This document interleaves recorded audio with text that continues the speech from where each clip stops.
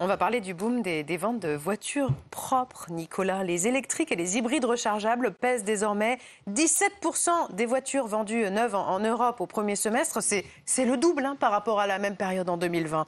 Qu'est-ce qui a attiré à ce point le marché ? Les subventions publiques à l'achat, si vous les arrêtez, tout va s'effondrer très rapidement. Deuxième élément, la pression réglementaire. Il y a plein de communes qui désormais interdisent les vieilles thermiques dans les centres-villes. Et puis vous avez vu, il y a 48 ans, l'Europe a dit en 2035, on ne vend plus aucune voiture thermique, ni aucune hybride rechargeable. Parce que les hybrides rechargeables, il faut rappeler, il y a de l'essence dedans. Oui, voilà, mais on les classe dans les électriques. Mais les hybrides rechargeables, Bruxelles a dit, c'est fini en 2035. Et finalement, si vous prenez que les électriques sur les 17% de hausse là au premier semestre, eh bien c'est 8% en fait, c'est plus 8%.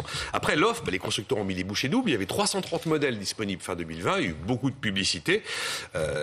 Mais bon, c'est vrai que la Bruxelles vient de tuer un peu quand même toute la partie hybride rechargeable, en oubliant au passage quand même que les constructeurs et les équipementiers ont engagé des milliards d'euros d'investissement sur cette technologie. Puis il y a un peu un effet trompe-l'œil.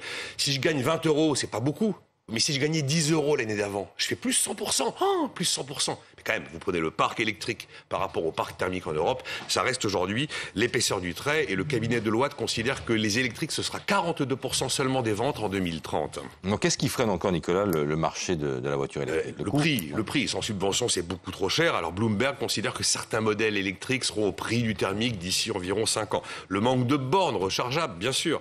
Vous avez 44 000 bornes publiques aujourd'hui. L'objectif 2021, c'était 100 000. Il ne sera pas tenu. Alors si on ajoute les bornes privées, on est à plus de 610 000 bornes. Et puis l'ambiguïté aussi sur la voiture verte. La voiture zéro émission. On sait bien que la voiture dite verte, elle n'est pas vraiment verte. Alors oui, il n'y a pas de gaz d'échappement. Mais il y a une empreinte carbone en amont qui est beaucoup plus forte. Et selon les études qui ont été menées, le moment où l'électrique prend l'avantage sur le moteur thermique en termes d'émissions de gaz à effet de serre, c'est quand même après 50 000 km parcourus. C'est pas neutre. Et puis un jour, il va se poser une question importante dans tous les pays d'Europe. OK, on veut muter l'intégralité du parc en électrique. Mais il va falloir produire cette électricité. Et c'est pas sûr qu'on y parvienne.